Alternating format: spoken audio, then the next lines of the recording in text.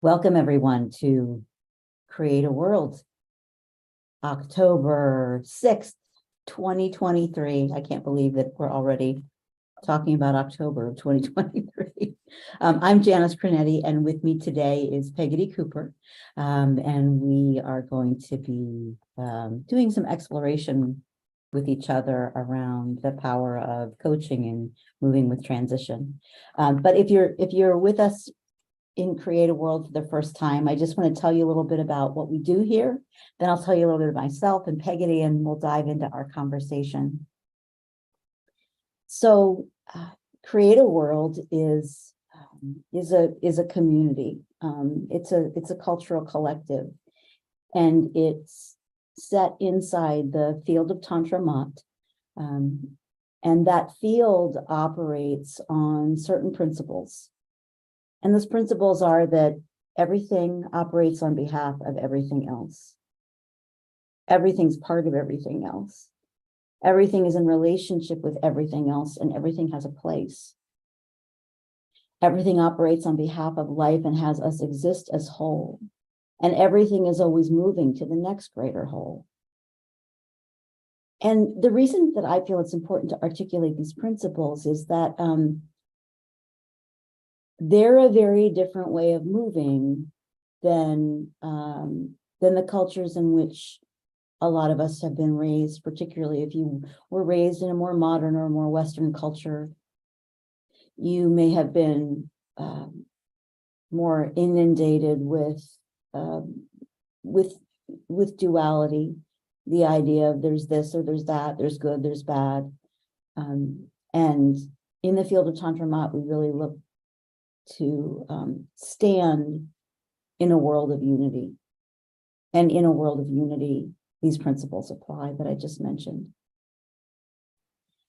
The reason that we come together in Create a World is because we want to invite you to be in exploration, to be in curiosity with us. We are going to have a conversation, and we invite you to tie in the ways that most feed you.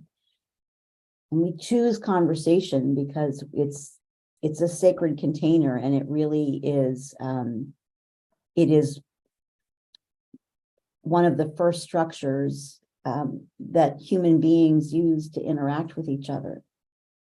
And traditionally, it's been the conversation where ideas are born and new possibilities are envisioned. And so that's the container that we find ourselves in today. And the reason that we want you to be here with us and be in your own curious exploration is that each of us is a unique and essential aspect of the world. Only you can be you. Only me, only I can be me. Only Pegotty can be Pegotty. And then, so together then, only we can be us. And we're here to expand the territory for people being in their own unique and essential design. So I'm Janice Creneti. I'm a teacher, I'm an artist, I'm a speaker, I'm a coach, and I think of myself primarily as being a student of the human soul. I'm a big believer in humanity's beautiful potential. I think we are capable of amazing things. And I think when you look in the right places, you see that all around you. I've invested a lot of my adult life in education, and I'm a firm believer in education as a way to help people grow into who they're meant to be. I know that we don't always see education playing out like that in our modern world, but I stand for reimagining education in a way that it can do what it's really designed to do, which is to give people back to themselves. I'm also an actor, and I'm a storyteller, and being a performer has allowed me to really take a deep dive into what it is that makes a human being, especially exploring the emotional territories of that. And I really do hold that each of us as a person is whole, that we are creative, that we're built to thrive, and that it's our birthright to thrive in joy and in freedom. Pegotty, who is here with me, is a woman I just adore. She's a very accomplished woman, but I think in our conversation today, you'll get to hear the richness of her groundedness. I think is one of the things that I really appreciate about her. She has an MBA from Rutgers. She's the president and co-founder of Divorce Coaching, Inc. And we're going to talk a little bit about that today, and Specialty Coach Training, Inc., firms that train and certify individuals to become personal divorce coaches. She's the co-author of Divorce, Taking the High Road in Divorce, Simple Strategies for Creating a Healthy Divorce, and also Divorce, Overcome the Overwhelm and Avoid the 6 Biggest Mistakes. She's a certified coach since 2001. She's a Florida Supreme Court certified family mediator, an Equity 2.0 emotional intelligence practitioner, a conflict dynamics profile practitioner, Arbiter Institute trained coach, a certified workplace mediator, narrative coach, re-career coach with leadership experience in Fortune 500 and international nonprofit organizations. Like I said, very accomplished woman.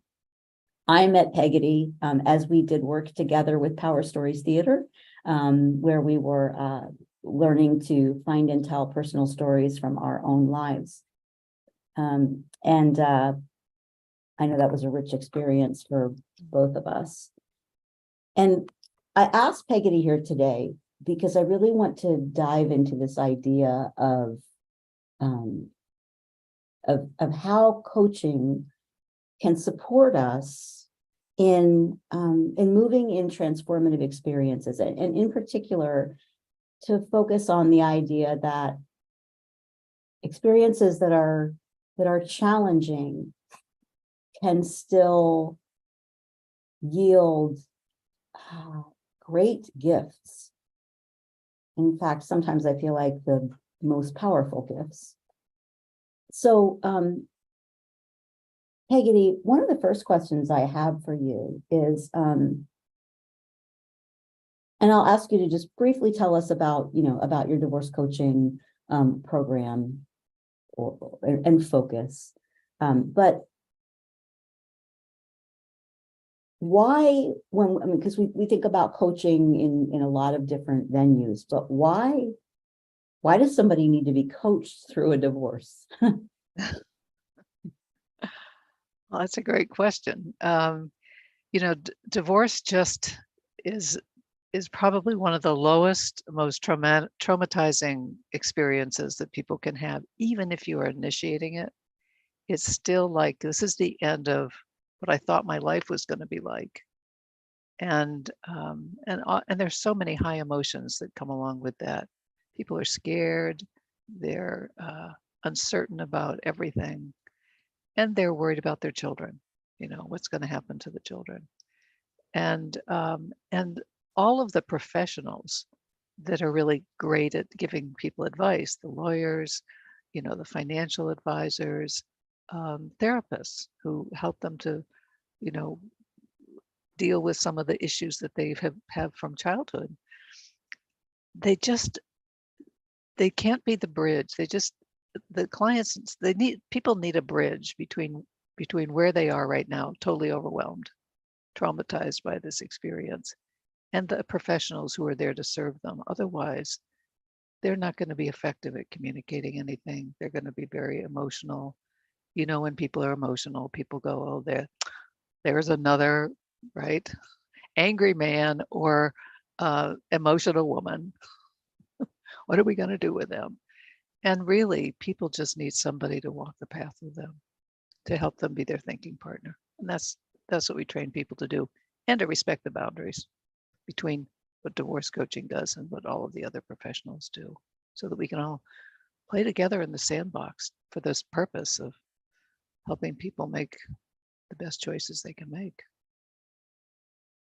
I love that, and this idea of a bridge. So can you say a little bit more about, because you mentioned, right, that that we have therapists, we have consultants, we have lots of different people that provide support to us. How do you see coaching as being sort of uniquely positioned from those other types of support that people might get?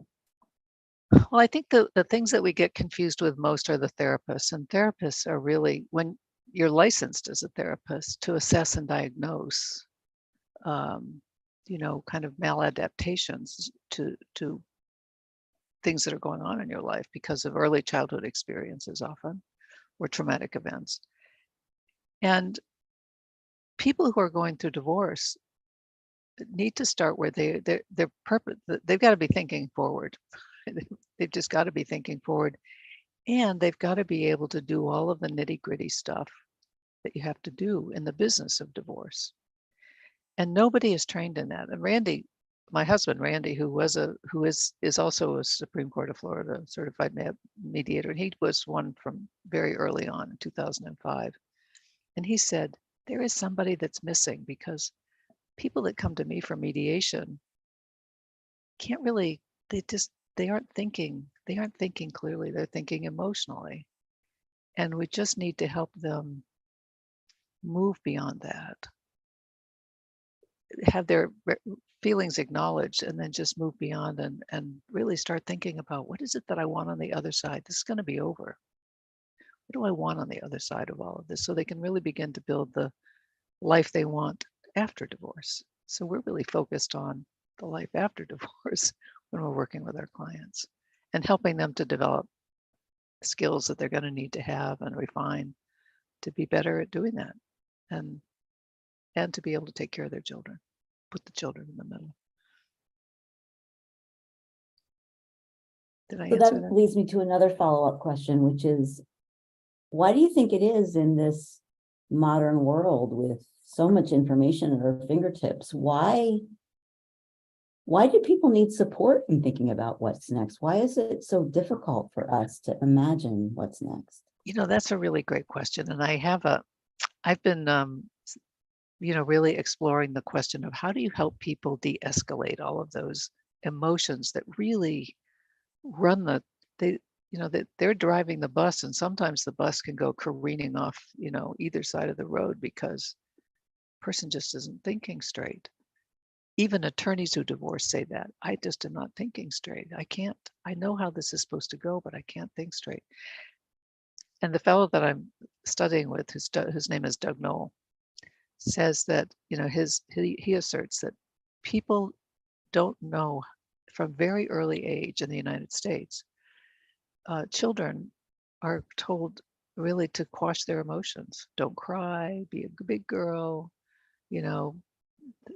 and as a result of that, they don't know how to express when they're feeling emotional, right? And as a result of that, when we get to be adults, we really don't know how to do it. And what we do is we act out instead. It's the only thing we know how to do.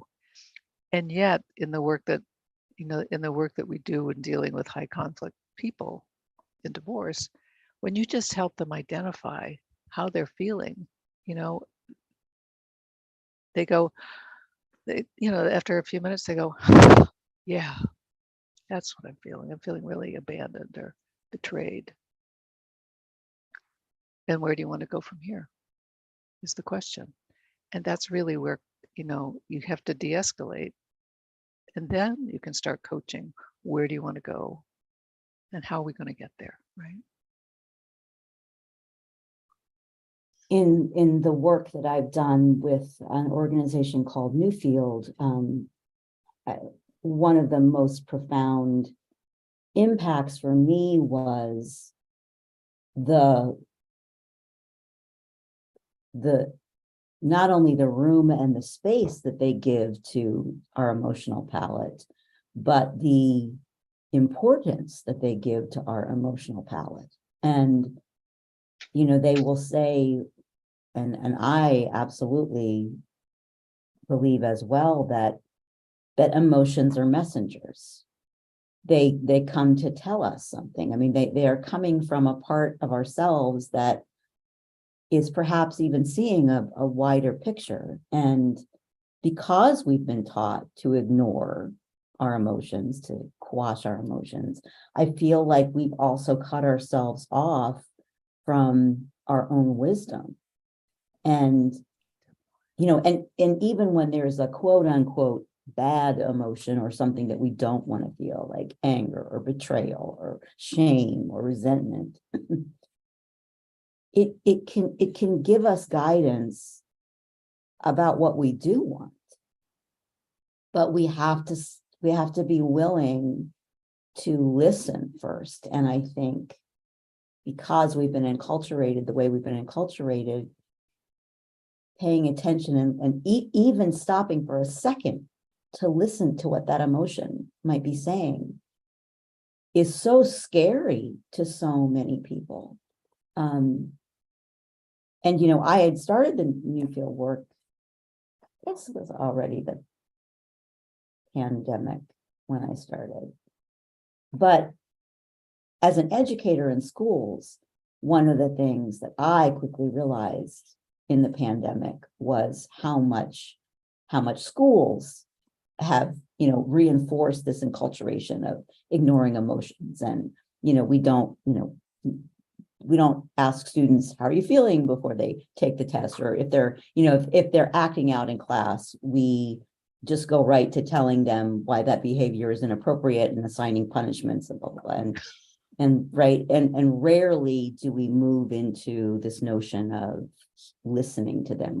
That's the whole idea behind the restorative justice movement in schools, is to give students a voice and say, well, let's look at the emotional aspects of what's going on here for everybody involved, and let's use that to inform how we create a healthy community moving forward. So I definitely second this idea that we've been taught to ignore our emotions, and yet we have to get in touch with all of them, I believe, before we can have an effective path forward. And just having the skills to begin to identify other people's emotions, because I was cut off from my emotions but mostly because it started when my mother died when I was 8.5, and that was I just had to move on. There was no grieving, there was no programs for young children who had lost a parent, in 1957, right? There was nothing. And so when I began to just use this on myself and just say, okay, because with my husband, I would just storm out of the house if I got mad. And I, sometimes I'd get in the car, which is a dangerous thing, but when I just go out and I go for a walk, I have to talk to myself. What are you feeling? What are you feeling? Are you feeling, I'm angry, I'm really angry, right? That leads. But then under that, there's I don't feel appreciated. I feel disvalued. No one's listening. No one, there's no communication. No one's listening to me. And I feel really, betrayed by that. And so then you go, okay, you're feeling betrayed. So what do you want to do next? Right? Okay, now what are you going to do? And most of the time it's letting go. It's just okay, you recognize it, let go, and then I go back, then I go home and I can be a totally different person rather than holding on to the anger for so many days because it just sits there festering. And that's what we try to teach the people, the coaches, how to do that for themselves, because most of them have been through divorce themselves. But it's a human condition, right? I mean, look around, look at all the anger that is out there, and people just act out. And I think I'm so committed to doing this work now because I believe that we can build bridges between people who have different perspectives. As you said earlier, there's lots of, we are one, we are all interconnected. And when we can listen to the people's stories, when we can sit down and listen and really get where they're coming from. And sometimes we have to get past their anger. Then you can really begin to understand how you can build bridges and connect. And right now, yeah, so there's so many ways to do that in coaching, because there's so many places to insert coaching in this world. Yeah, let's come back to that thought. Because the other thing that I hear you saying in your, your description of, for instance, when you're sort of, walking with yourself through an experience is the other thing I feel like we haven't really been taught about or trained well, except for those of us who availed ourselves of this knowledge, is that there's so much of it that's choice. So when when somebody has done something that hurts my feelings, I have choices about how to be with that in the moment, and also choices about what's next. And so, and for me, I know sometimes it's a question of saying, well, am I correctly interpreting what they meant, right? I mean, how often does somebody say something and we take it one way and that's not how they meant it? And, so is there some pain or trigger in me that's making me see this in a more negative way than it was actually intended? And so, then I might just realize that, okay, well, I do just need to let it go.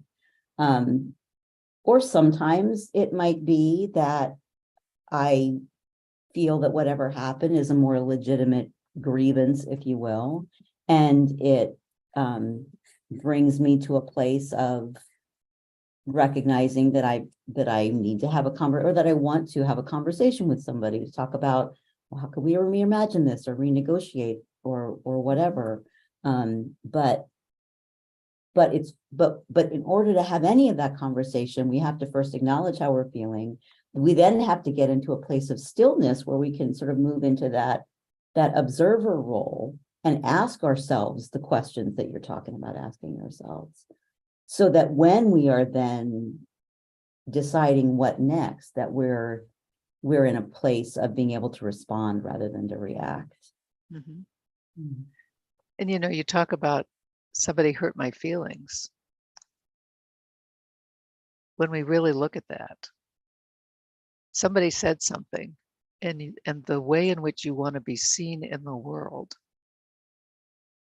didn't jive with it didn't jive with who you see yourself to be, right? Like it looks like an attack on you, on part of you.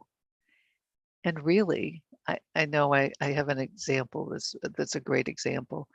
A friend of mine, a fellow that I was volunteering with in the leadership role, he came in and I said he wanted to change everything. Change everything, but we've built this up. It's really working. What's wrong with you? And I got angrier and angrier about it. And I finally said, I'm just going to leave because I don't want to have anything to do with this anymore. But we were locked into this agreement where we had to provide a conflict communication seminar. Imagine, and the two people are getting along. And so we did this assessment about our hot buttons. And then we met to see how would this work in this group. And so I said, what did you find out? What did you see in your assessment? And he said that I just want certainty. And the way that I get certainty in the world is I just start telling people what to do. And that, I said, that is why I have been so angry with you. Why I have felt like you're telling me that I'm stupid because I don't know what to do. You got to tell me what to do, really? No, you don't tell me what to do. You tell me what to do, I'm out of here. So we had what I call the dueling hot buttons. Two perfectly nice people, but they've got these hot buttons dueling out here, right? Like right in front of us. And we can't get through that because we can't see it until we had the language to say, oh, you want certainty? I want autonomy. Oh. I was so angry with him at that time. I would say that I hated him, and that's a word I rarely use.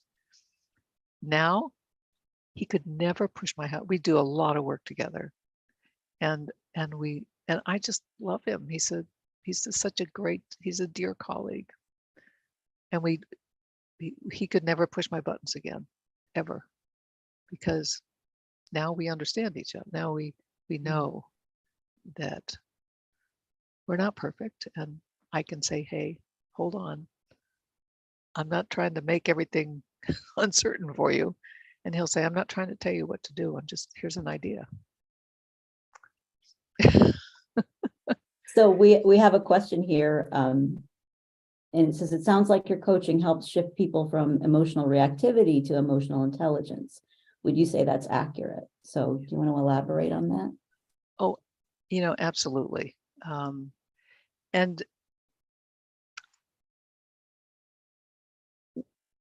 when people are willing to look at themselves and to really understand to reflect on why they're making the choices that they're making, and to take ownership of it. First, they have to be able to see it. Then they have to own that, oh yeah, that's me. I have a lot to do with what's going on over there, right? If I'm having communication problems, I've got a lot to do with that. And then we get to think about, how important is this relationship to me? Because if it's not important and you don't really have to deal with it, then it's not that important to engage with that person. But if it's an important relationship, and we are social beings, and so many relationships are very important to us, then we have the ability to say, I own this. I own whatever impact I'm having. And how, as you said, how do we want to move forward now? Because it wasn't my intention. I hold you in highest regard. My emotions just got in the way. And so we can own it. Nothing happens. We don't look weak. We don't look, we just showing up like real people without the masks on. And that's what emotional intelligence is about, is being able to recognize what's going on in you first, so that you understand the impact that you might be having on other people, and then being able to step into someone else's shoes so that you can understand what's important to them and not deprive them of that, but actually enhance it for them, because we want to make contributions to people. We don't want to make them unhappy. I'm a champion of the human spirit. I think that we've all got wonderful things, to contribute, and there are people around us that are just, when you start talking to them, you go, wow, there's so much depth to what you know, what you've experienced. And often we don't see people that way. We just see them as objects. One of the studies I also did was Arbinger. And in Arbinger, we look at people as objects. When we look at people as objects, they're either getting in the way of what we want, they're either obstacles, or they're vehicles for us to get what we want, so we can use them for that, or they're irrelevant. And it takes away all their humanity. So when we can look at somebody and get out of that box and say, how can I help you? Because I know you put your pants on one leg at a time, just like I do. Yeah, and that I'm present to the fact that, as we've been discussing, the sort of the enculturation we have to suppress emotions. And the thing is, we are, as people, we're not anywhere near as good at that as we think we are, right? So when we repress emotion, basically what we've done is we put them in the pressure cooker, right, and cranked up the heat. We haven't made them go away, and so then they tend to just morph into something else and come out in some other way, and an explosion, a power grab, whatever it is. Right. And so to me, that emotional intelligence really is being able to, like you said, being able to accept everything that's going on, not judge it, which is often the challenging part for me, because that can, be inflicting violence on yourself when you get into a really judgmental place about yourself. But to just be able to look at it again from a more objective point of view and say, oh, okay, well, this is me, this is making me feel that, and this is making me feel that, and maybe I want to continue down that path. Maybe I want to make a change. Maybe I want to reimagine, reconfigure. Maybe I need to have a conversation. But until there's actually space for the emotions to be heard, again, you can't move into that place of emotional intelligence and make choices that are going to nurture relationships moving forward. Mm-hmm. Is when you're not taking responsibility for yourself, for what you're feeling, and you don't stand a chance of solving the problems that of dealing with any solutions. You're not in problem solving mode. You're in problem creating mode. You're in victim mode, and so you got to get above the line so that you can really own it. Seeing it as the first part of that.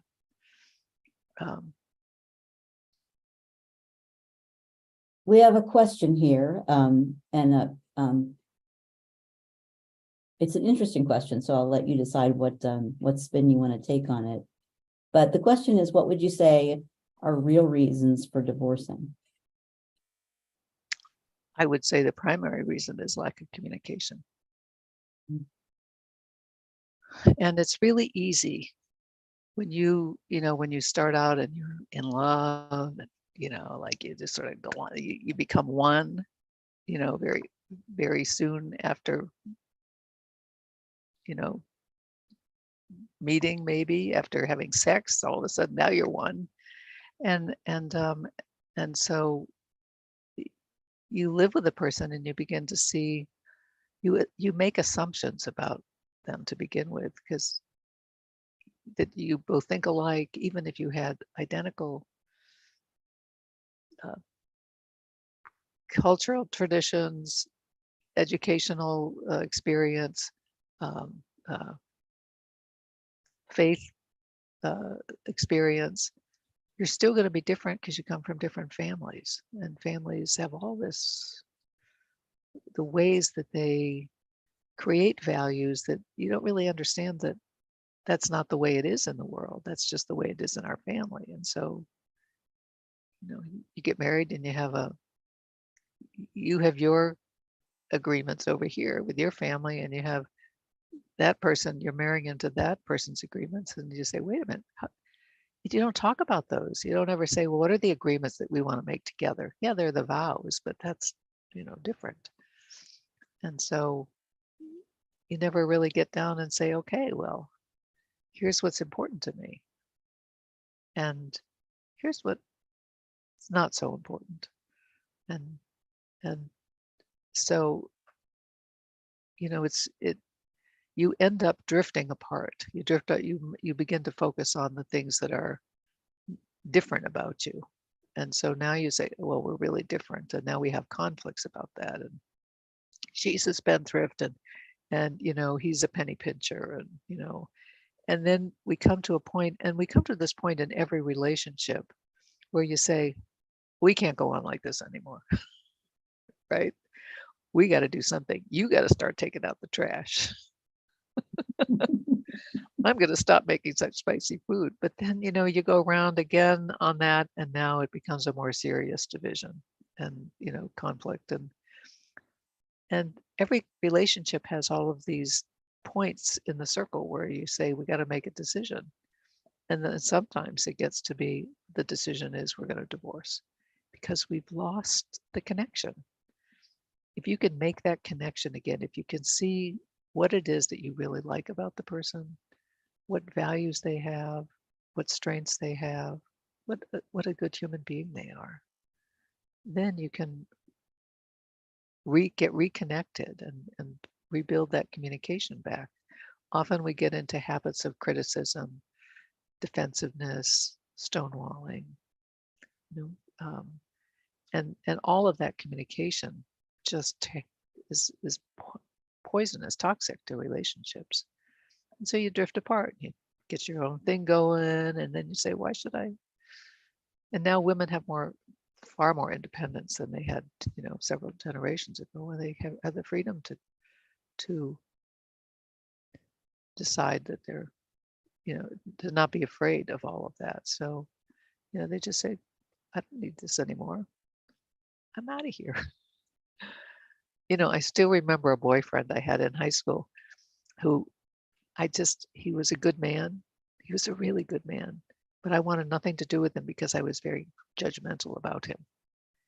And every once in a while I think, he would have been a great guy. I'm happy with my husband now, married for 40 years, but he would have been a really nice man. Why was I so quick to reject him? Why was I so quick to judge him? Because, I was looking at, he didn't look like my father. Tall with dark curly hair, right? So I think that we have these expectations that aren't met, and we're ill-equipped to talk about them. And therefore we lose that connection. And when you've lost the connection, there doesn't seem to be a lot at stake to keep you together unless you've got children. But, and there are lots of other things that go on in divorce as well. But for the most part, I think it's really communication with connection.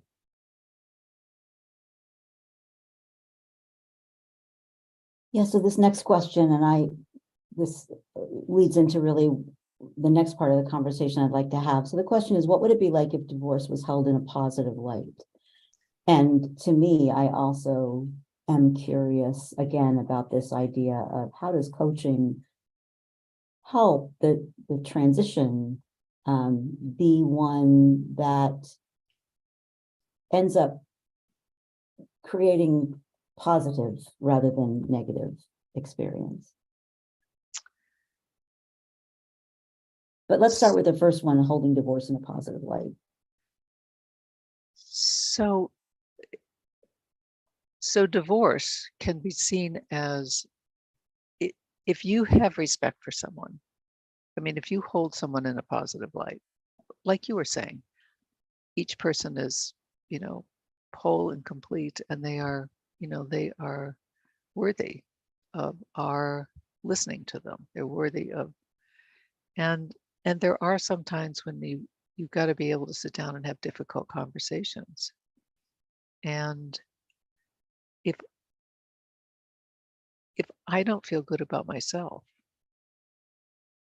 if my self-worth is, and my self-confidence is low, then my ability to step into someone else's world is compromised. And so it's really hard to have those difficult conversations because each person gets defensive. Even in the best of relationships, I remember so many conversations where I would say to my husband, "Honey, I'm just trying to help you. I'm just trying to help you. I'm just trying to tell you what to do because I want to help you. I want to help you what? Help you to be a better husband, to be a better human being. I think I'm already a pretty good human being," he would say. "Thank you very much." And then one day I realized that he was always my champion and I was always his critic. Mm. And I said, who do I want to spend the rest of my life with? I think this is the right guy. And so I just went home without saying that I just said, "You're the one. You're the one for everything that you are and everything that you aren't. You're the one. I wanted you to know that." And it turned our whole relationship around.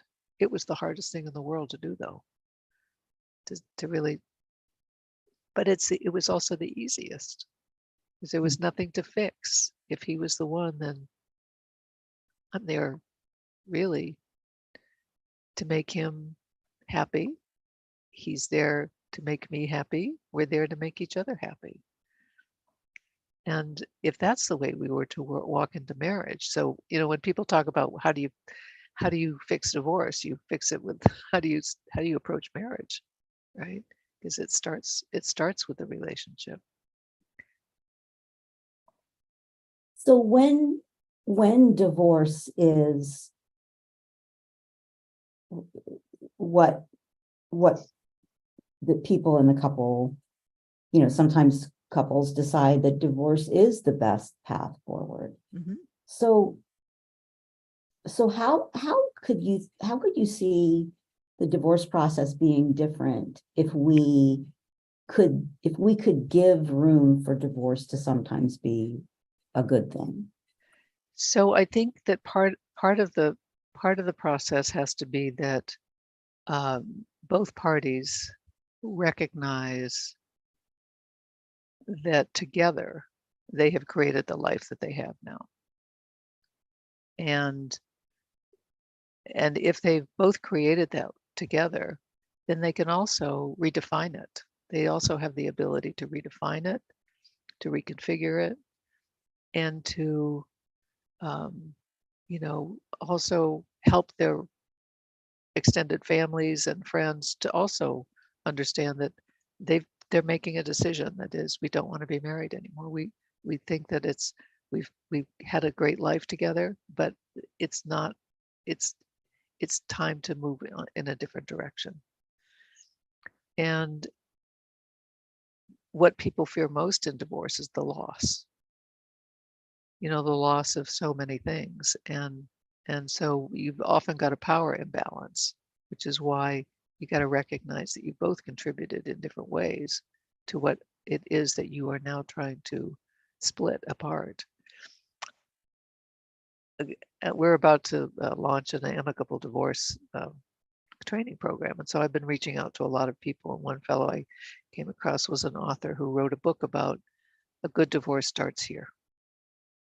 And he said he and his wife, they decided to divorce, and she really wanted to have custody of the children. She loved the children, and he loved his children too. He didn't want to lose them, and he said, okay, I'm going to give you custody. You get 100% custody, and I get 100% visitation.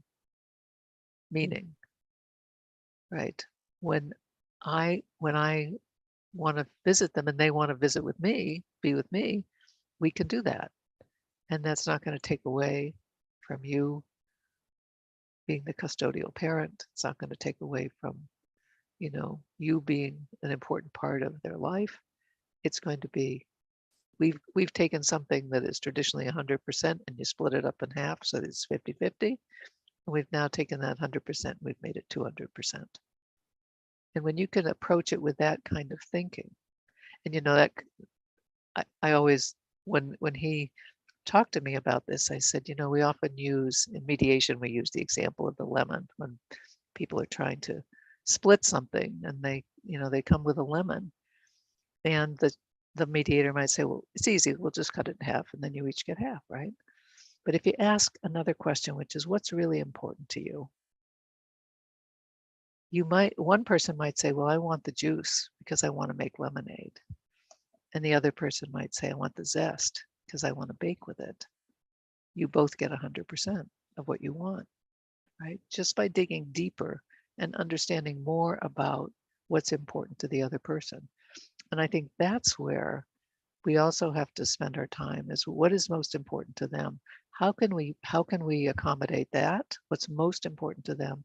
And how can they help us accommodate what's most important to me?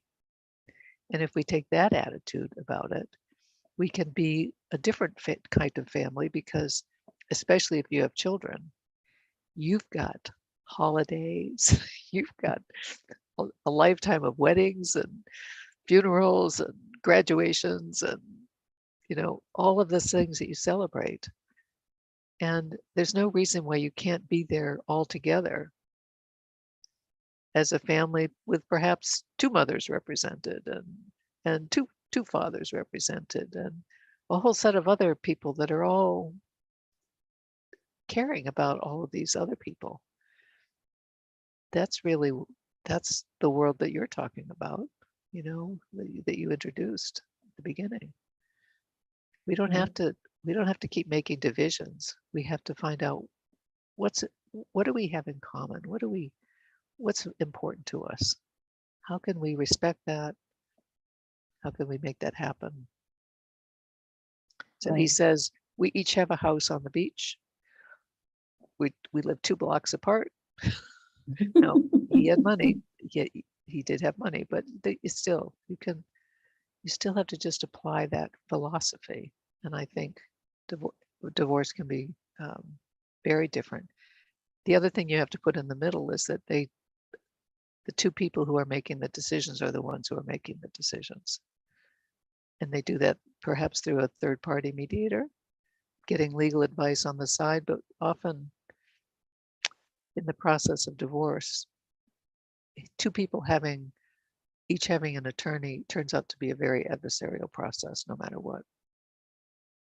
Unless you're bound by some other laws, like collaborative divorce has a different set of laws that go around it in the statutes that kind of motivate people not to, to be able to make decisions. So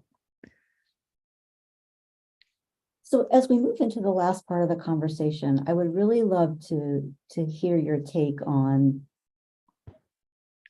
divorce as an alchemical process. So,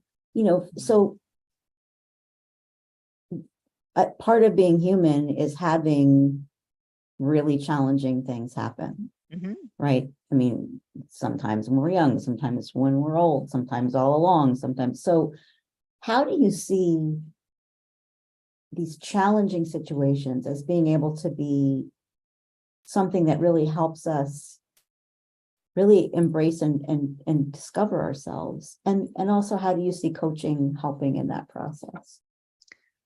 So earlier, before we came on, we were talking about the hero's journey. And really, the hero's journey is so prevalent in all faiths, in all popular lore, in so much of it, where, things are going along just fine. And then one day it isn't, something happens, right? And now you are sent on a journey. And in that journey, you go into the abyss, the emotions and challenges and torment, and you go through this terrible time. And then eventually you're going to, get to the bottom you're going to get into the cave with the dragon, and you're going to slay the dragon. And in slaying the dragon, perhaps you had help slaying the dragon, you're going to meet people along the way that help you make these decisions that no, this isn't what I want. I am not going to be defined by this. I'm not going to be destroyed by this experience. I'm going to grow from this. I'm going to learn something, and I'm going to have it make me better. People coming out the other side of divorce say they're stronger than they thought they were. They have far more possibilities than they ever imagined they could have. That they find something that's bigger than. Often people go back they find a new relationship to a higher power. They find some spirituality. They find new meaning in their life. All of these have been documented by there are people who go through traumatic events that come out with a positive experience, part of it. And so you can do that. And when people talk about what they learned from their divorce, which is often how we ask people to introduce themselves in our program, don't tell me what happened, tell me what you learned. And it's amazing, right? And they're really energized. They want to make a difference to other people. So I think that when you can allow that to happen, when you have a process that allows that to happen, it doesn't pit one another against each other. And we looked at that when we were starting our training program and said, we've got to start way before people have made formal decisions, because it's in those formal decisions where I'm at work and somebody shows up, somebody in a uniform shows up and hands me something that says, hey, you're getting divorced. I go, what? It's like somebody's just fired a shot across my bow and I'm at war now. But that doesn't have to be the way it is. You can just say, we've agreed, we want to move on, and we want to help each other move on in ways that are positive and constructive, and that safeguards the children. So If they're children. how can a coach help somebody move into that place where they can move in that more positive energy rather than an adversarial one? Well, we start off by kind of exploring the question of, who are you when you're at your best? Who do you know yourself to be when you're really at your best? And then and then we use that as touchstones, right? There's a lot of emotional decisions that go on, and people are now in this very unfamiliar environment. They're in a legal system and they don't understand that. That's why I said earlier that we're the bridge. We're the bridge from, their experience that they're having right now, this image that they're going to be living under a bridge in a cardboard box, so and now, we want to help them see things differently, to be able to reframe things, to be able to recognize that the person that they are having a difficult time with in their relationship either started the pulling away from the marriage many years before or many months before. They're not approaching the division of the divorce concept together. Generally somebody's made a decision. There's an indecision cycle that goes on for a long time. I can't, I'm going to stay till the kids are out of school, or when I retire, blah blah blah, right? Whatever it is, it's that. And so that goes on for a long time, and as a result of that, people are in two very different spots emotionally. So you've also got to help them recognize where the other person might be in this process, that they're getting ready to move on.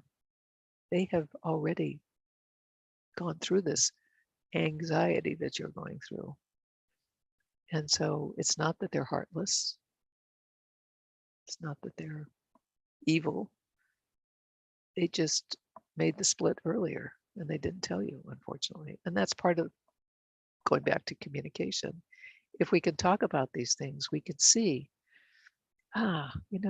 we really are going in different directions. We have totally different values, right? And maybe it's better that we were great parents. We raised our great family. Let's just move on, acknowledge that, and do what's next for each of us. You also have to you have to help people be more emotionally intelligent. They can't be lashing out. They can't be angry. They can't be, and then you're going to walk down the path with them, helping them to self-discover what it is that they can do, but not telling them what to do, because there are a lot of people telling them what to do. So we have to help them develop some awareness about what they can do. The other piece that is often missing, and this was a big aha to me, even just 2 or 3 years ago, we take in a lot of information. Most of it we take in through our head, right? The stuff that we deal with, we take in through our head. 80% of the information that's available to us comes from our body. And if we don't get attuned to what our body is feeling, we're missing out on 80% of the information we could be dealing with when we make any decision. How does my body feel? And I'm getting so much more present to that, God, it only took me how many years to figure that out, to learn that. Hey, it's never too late. Never too late. Yeah, I definitely second that. So we have another question. How soon should someone thinking about divorce talk to a divorce coach? It's really, the divorce coach is a really great person to talk with because they are not pro-divorce. No, none of the coaches that we train are pro-divorce. They're all pro people making the right decisions for themselves and their family. And so they'll help you think through, help you become aware of all of the changes that can happen. And you might kind of, they'll also help you understand what your communication style is. And is that getting in the way? Just help you to answer a whole bunch, ask yourself a whole bunch of questions. And then here's an interesting experience I had recently. The person was definite that they wanted to divorce. No question about it. So I worked with her on helping her how to have that conversation with her spouse, like not blindside him with the being served papers, but just how to have that conversation. They didn't have children. And and so several weeks after we'd had that conversation, it was actually a couple months later, she sent me an email and said, I've decided, I haven't talked to my husband yet. Something has changed in our relationship. And I'm feeling more comfortable. I'm confident now. I feel empowered because I know what to do. If I want a divorce, I know that I can, but I don't feel the need to do it right now. Maybe things will change, and I'm willing to give it another shot. So it's kind of like when people say, I'm going to go look for another job. Sometimes they don't leave their work. They just look for another job and say, you know what? I'm better off where I am. But now I know how to do it. I've got my resume. I know I went through the interview process. I actually had an offer. And I said no because I could see that there were things I wasn't recognizing about where I am. And to me, that's the power of coaching, any kind of coaching, that I feel like it helps you see the fuller picture, right? Because the thing is, given the nature of the human condition, it can be very easy for us to, put the blinders on, right? And we are only seeing this much in front of us, and yet there's all this out here. And so that's one of the I think the most powerful things I feel can come out of coaching is to be able to see the full and complete picture. And when you can see that full picture, there are so many more options available to you, right? Options that you never could have imagined, never could have considered, because now like Maya Angelou would say, when you know better, you do more, you do better. When you know more, you have more choices available to make. And there is such a big world, if we look at everything there is to know in the world, there's so much. There's a little slice that we know, there's a little slice that we know, and we know we don't know it. But then there's this huge area of what we don't know that we don't know. And that's the part that we help people uncover for themselves in coaching, right? What is it that I don't know about myself, that I don't, that I just don't know it? Maybe it's known somewhere in my body, but it's sure not known up in my head. What is my body telling me? Right. So many more tools to work with when you bring coaching into it, because the whole power of creating awareness, which is what coaches are really, I think, really good at doing, when they can create awareness. I'm not telling them what to do, what to think. I'm helping them to connect their own dots. Exactly. Pegotty, thank you so much for being in conversation with us today. For those of you watching, when the replay is posted on Create a World, Pegotty's contact information will be there if you'd like to dive into further exploration with her. I treasure our friendship, Pegotty, and I treasure any time I get to talk with you. I feel just the same way. Thank you very much, Janice. Look forward to seeing you soon.